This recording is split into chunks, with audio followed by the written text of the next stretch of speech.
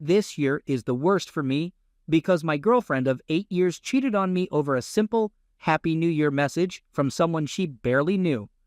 She tried to make it seem like I was controlling and wanted to break up, but I recently discovered that she had been involved with another person since January, forming a so-called relationship with him over a span of 2 weeks. Throughout this time, she had been close with this guy multiple times while still going back and forth with me, which made the past few weeks a complete nightmare for me. To make things even worse, the guy she cheated with is an unemployed wannabe hippie who only has a talent for music. My fiancé threw away the 8 years we spent together, our plans for our own house, we had even purchased land, and the opportunity for a stable life and family. Her decision has left me feeling more insulted than sad. When I asked her why she did it, she simply said that the other guy showed interest in what she had to say. What's more, I discovered that he had recently broken up with his own girlfriend. So basically, they're just rebounding with each other. It's worth mentioning that I've always been there for her, even serving as her emotional support at times. However, she never once talked to me about my own problems during our 8-year relationship. It seemed like she didn't care about what was happening with me. I've come to accept that she's not a fair partner. But lately, I've been feeling extremely frustrated and unable to sleep because of what she did and who she chose to cheat with. Just a couple of days ago, we officially ended our relationship. It's been around a month since D-Day, the day everything went down. At the beginning of February, I decided to go no contact, NC. So it's been 2 weeks now, and I'm slowly starting to recover. The intense anger I initially felt has subsided, and I'm now going through the stage of sadness and grieving. She didn't like the idea of NC because she wanted to remain friends, but I went ahead and blocked her on everything except Gmail. The reason I kept that open is because we had a mutual agreement with a contract and all to divide the finances for the land we bought together when I thought our relationship was solid. I did tell her to email me specifically for land-related matters and to provide all the necessary details so we wouldn't have to rely on a messaging app. But then, completely out of nowhere, my ex-fiancé, who cheated on me, sent me a mysterious email on Hangouts, basically hinting that I should unblock her on the app so we can talk. This happened on February 15th, which still falls under the category of Valentine's Day for me. Being a bit naive, I replied to her email asking what it was all about because I couldn't just ignore it in case it was related to the land we bought together. However, I received no response from her. So I gathered up the courage and unblocked her on Hangouts and directly asked her what she wanted. But once again, no reply came. It's been a full 3 days since then. From my perspective, I started assuming that it wasn't really about the land at all. It seemed like either she wanted a backup plan for Valentine's Day or she purposely wanted to cause me anxiety and disrupt my healing process. I even explicitly told her before that I went no contact for the sake of my own recovery and moving on. The problem now is that her unexpected gesture has completely thrown me off track. I feel more anxious than ever, and the anger I had managed to subside is back in full force. I took the step of blocking her again on Hangouts and sent her an angry yet composed email. It's unbelievable how one small action can have such a devastating impact on me, and it's clear that she's using the land finances situation to possibly manipulate me back into her life as a backup plan, or simply to mess with my emotions. If my suspicions are correct, her behavior is nothing short of cruel and malicious. Has anyone else experienced something similar with their exes? How do you stay focused and quickly bounce back on the path to recovery? I'm afraid this won't be the end of it, and I'll probably receive more unpleasant emails from her until we completely sell the land and divide the money, which could take months. She's the one handling the sale, so there's no other person I can reach out to regarding this matter. Life can be incredibly unfair. I feel like she has treated me unfairly, isolating me from the few friends I had left, leaving me completely alone. Even our mutual circle seems to have chosen her side, or she made sure to claim them. My family is not there for me either, and therapy is not an option at the moment. I'm left feeling utterly isolated and alone. Meanwhile, she gets to enjoy the support of a vast network. She has her family and friends who have accepted and condoned her actions, even after she cheated on me and left me for a guy she barely knew. Here I am, stuck in my own deep sadness, while she gets to distract herself, heal quickly, travel, party, engage in close relationships, date, and enjoy the endless support from those who tolerated what she did.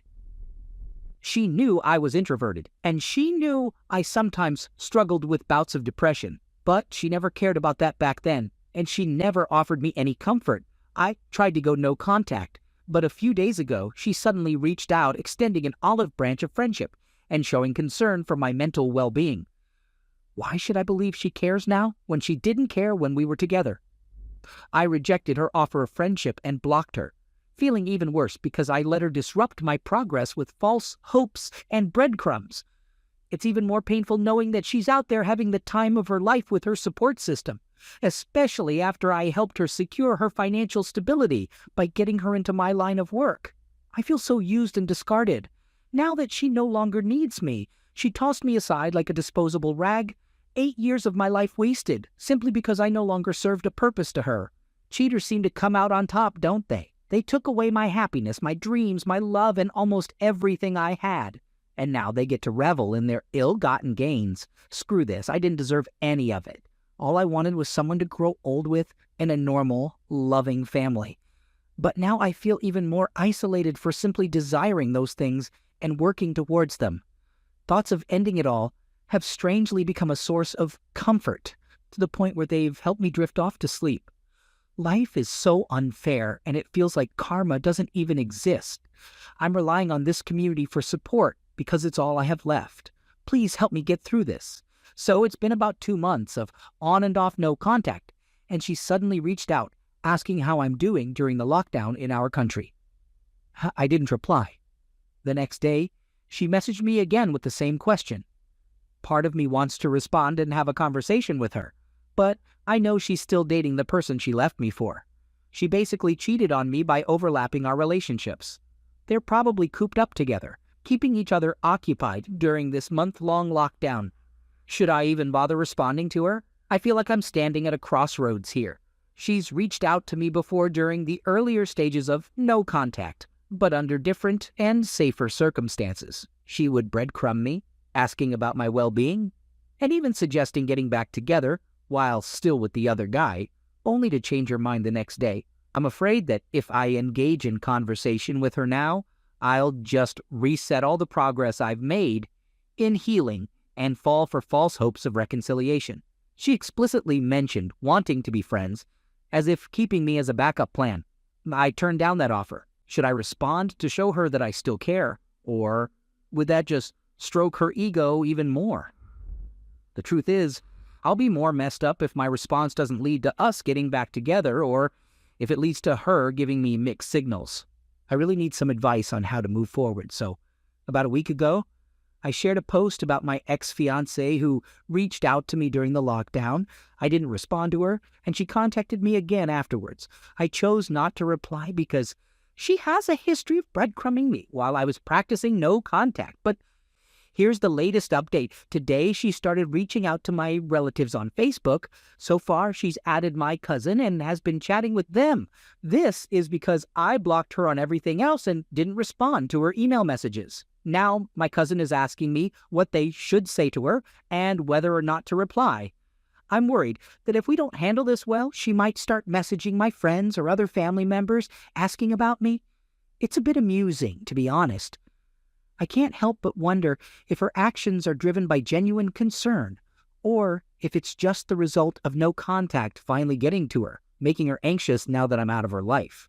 And what the heck should I tell my cousin about how to respond to her? Since February, I've been going back and forth with her in terms of no contact.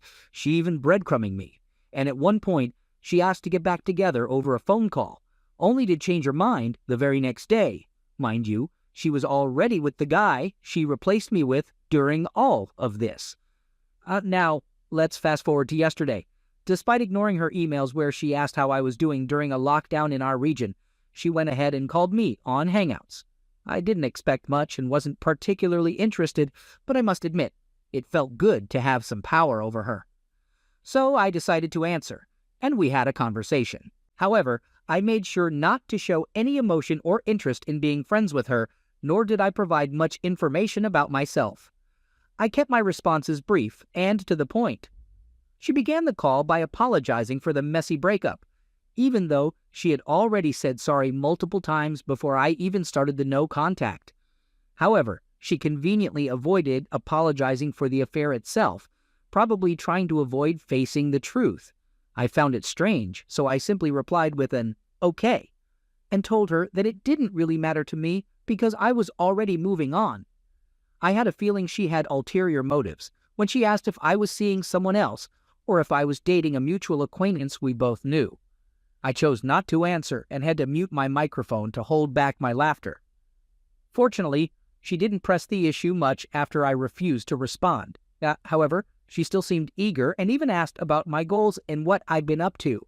So, in a casual manner, I told her that I've been learning to play the guitar, making new friends, and planning to get LASIK surgery so I can finally rock aviator shades. She got all excited when she found out that I can play the guitar now, probably because the guy she replaced me with was a struggling musician. I admit it was a petty move on my part, but it gave me a sense of satisfaction to imply that his one-trick pony skills weren't anything special. Then I asked her if her boyfriend knew that she was talking to me. Her response was a simple, "What boyfriend?" basically denying his existence, even though she had just posted an Instagram story of their date back in early March. So I changed my question and asked if the guy knew that she was talking to me. She said yes, but I highly doubt it. I kind of feel sorry for the guy now after that. She asked if I had told any of our friends or mutual acquaintances about what she did to me, including her affairs, which, by the way, I did share with my friends. Haha. This made me realize that she hasn't really changed much since we broke up. She still has narcissistic traits and cares too much about her image. I simply responded, "If you two are happy together, why does it matter?" and ended the discussion there. Then she asked me to unblock her on all social media platforms, but I refused and tried to wrap up the call by saying, "Sorry, can't do that. Is there anything else?" She replied saying that was all she wanted to say, even though her other questions seemed to suggest otherwise. She then said, "Okay, I'm going to hang up now," but didn't actually hang up for a few seconds. I thought maybe she expected me to plead and continue talking, but I took the initiative and hung up first. She hasn't bothered me since last night, and I haven't reached out to her either. It did give me a bit of anxiety, but it wasn't something that kept me up at night. In fact, I slept well after the call. When I woke up today, I felt confused and had intrusive thoughts. I started wondering if she was just breadcrumbing me, playing with my emotions, or if she was simply bored due to the cabin fever. It's possible she doesn't want me to move on and wants to keep me as a backup option. Regardless, after several weeks of no contact and meeting new people, I've come to realize my own value. I refuse to be someone's plan B.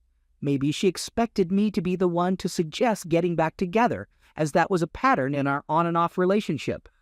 It's as if she wanted to have me in her life again, while still being with someone else, or even potentially cheating on them. Overall, I believe my response of maintaining a neutral and unemotional stance, the gray rock technique, has been pretty decent. What do you think? Just to give you some background, my ex who cheated on me still owes me $4,000, which is a significant amount in my country. In September, I reached out to her for an update on the payment because we had a signed contract stating that she should pay it off by the end of 2020. She suggested that we discuss it on Hangouts, and I agreed. We had a conversation last night. As it turns out, she wanted to request an extension on the payment date until next year. On top of that, she shared some details about her current life situation. Due to the impact of COVID, she lost her 2 high-paying freelance jobs and now works a regular 9-5 office job that pays just above minimum wage. To make matters worse, there is a severe outbreak in our country right now. She also informed me that she lost her condominium unit because she couldn't keep up with the mortgage payments. It got repossessed, and now she has to live with her aunt. It's a tough situation for her, as she lost all the money she had already invested in that apartment, which amounted to thousands of dollars. To add to that, the guy she left me for happened to be a struggling musician who didn't have much money. I heard through some friends that they broke up last month, although I can't confirm it myself. Instead of feeling happy or fortunate about it, I found myself feeling sorry for her. It was the first time I heard her utter the word please since she cheated on me and walked away. I ended up asking her if she was feeling depressed, and she admitted that she was. She even mentioned being close to that certain point in depression where she had no goals or dreams left, just getting by from one month to the next by taking dead-end call center jobs. It was shocking to hear. This wasn't the intelligent and confident girl I once loved. She had changed. I didn't want to dig any deeper into her struggles. My reaction to her situation was like that of a parent scolding their irresponsible child. I asked her what on earth happened to her and why she allowed it to happen. I even felt a bit offended by her job choice because I had influenced her to aim for high-paying freelance jobs and to never settle for less than she deserved in the job market when we were together. Hearing such a defeated tone from her was something I had never experienced before, so I tried my best to cheer her up. She has basically lost everything, and now she's surrounded by jobless relatives who are trying to take advantage of her meager income. The breadwinner culture in this country is insane. And here I am, losing sleep over something that I thought would bring me peace of mind. A few months ago, before COVID, I would have probably laughed at her for facing such karma, but now I'm genuinely worried about her. I even considered giving her some of my work to help her out. I was even considering granting her that extension she asked for, until I suddenly remembered her capacity for lying and all the pain she caused me. So I wasn't sure what to do, and I just told her that I needed some time to think about granting the extension. The trauma and trust issues from our past are still affecting me, I guess. On one hand, it seems like I have no choice but to consider the extension because it's unlikely she'll be able to pay on time anyway. On the other hand, I really don't want to take this to court and make things even worse for her. It feels like kicking someone when they're already down. I don't want to push her to the point of wanting to end things because I know how awful that feels, considering she did it to me before. I'm afraid she might not be able to handle it. Did I make the right decision by telling her I'll think about it? Or was I too harsh and unsympathetic? This situation is not what I had expected when I wished for karma to catch up with her. It's strange. Despite everything she did, I think I still care for her in some way, or at least for the person she used to be. Second story. On the morning of my brother's wedding, I heard a notification sound from her phone. I saw it was a message from a friend of hers that we had considered as a potential partner a couple of weeks ago. In a moment of desperation, I did something I had never done before. I snooped on her phone to see if she had mentioned anything about him. As I scrolled through their text messages, I came across one that completely shocked me. It said something like, "I'm not the type to just have a one-night stand and not talk about it." It was paralyzing to read. Through their texts and messages to her best friend and mother, I learned a lot in a short amount of time. Apparently, this had happened 3 weeks earlier, just days after we had made deposits and set a date for our wedding. She had invited him over to hang out at 9 p.m. Previously, she had told me that their relationship was purely platonic, with a history of being good friends on and off since they were 4 years old. Except for one failed kiss attempt in high school, she was at her mother's house in her hometown preparing for a cousin's wedding, where she was the maid of honor. She had informed her mother that he was coming over to hang out, thinking nothing was out of the ordinary. In the text messages, she lied to him, claiming that she had told me everything. She also lied to her mother and best friend, saying that they had only kissed and that she had informed me about everything, which was not true. Both of us had important roles in my brother's wedding. I was the best man and DJ, while she was the officiant. As I sat on the hotel bed, I grabbed my journal and started writing to let out my emotions while figuring out what I should do. I made a decision to put all my efforts into making it the best day possible for my brother and his wife. I chose to hold off confronting her until we returned home the next day. I had to put on a facade of cheerfulness and avoid causing a scene. The entire day felt like torture, from her delivering the prepared speech as the officiant to my family members approaching me at different times, praising her performance and expressing excitement for our upcoming wedding. Being the DJ helped distract me to some extent, but I ended up drinking too much and got quite sick in the late hours of the night, likely due to the overwhelming situation I was dealing with. We drove separately to the wedding, and the next morning, I took the opportunity to start writing a letter to her that I planned to confront her with when she returned home. I had made up my mind that I wanted to reconcile for two main reasons, whether they were rational or not. Firstly, our relationship had lasted for 9 years, and 5 years ago I had ended things with her because I was going through a mental breakdown or experiencing some kind of shift, and I needed a break from the relationship. Looking back, I don't think I handled that situation and the 3-month break that year in the best way. Somehow, I convinced myself that she deserved another chance, just like she had given me when I left her heartbroken during the previous break and breakup. I apologize if this sounds confusing. My mind has been quite overwhelmed for the past 4 months. In the letter, I made several demands. One of them was for her to apologize to her mom and best friend for lying to them. I also insisted that we find a couples therapist and start going as soon as possible. Another demand was that if the friend she slept with didn't confess the truth to his wife, I would confront her myself. I needed to know all the details of what happened, whether it was a one-time thing, and why she hadn't told me about it. As I prepared for the confrontation, I wasn't completely sure if I still wanted to continue the relationship. I had a couple of scenarios in mind. If she avoided the conversation, walked away, or refused to explain everything, I was ready to call it quits. However, if I sensed that she was sincere and willing to meet my demands, we would be on shaky ground for a while until we started couples therapy. When she arrived home, I wasted no time and immediately confronted her. I sat her down and had her read the letter I had written.